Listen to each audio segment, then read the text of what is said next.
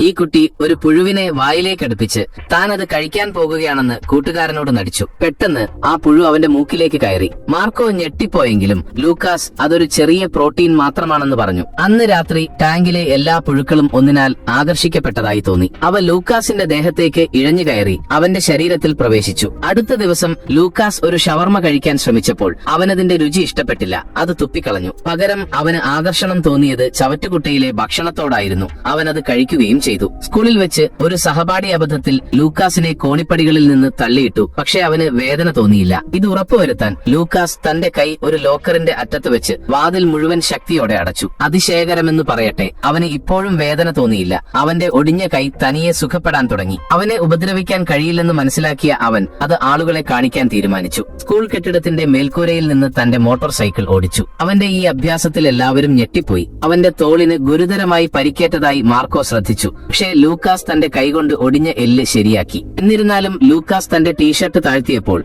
അവന്റെ ചർമ്മത്തിനടിയിലൂടെ നിരവധി പുഴുക്കൾ ഇഴഞ്ഞു നീങ്ങുന്നത് മാർക്കോ കണ്ടു. ഇതിന്റെ സെക്കൻഡ് പാർട്ടിനായി ചാനൽ സബ്സ്ക്രൈബ് ചെയ്യുക.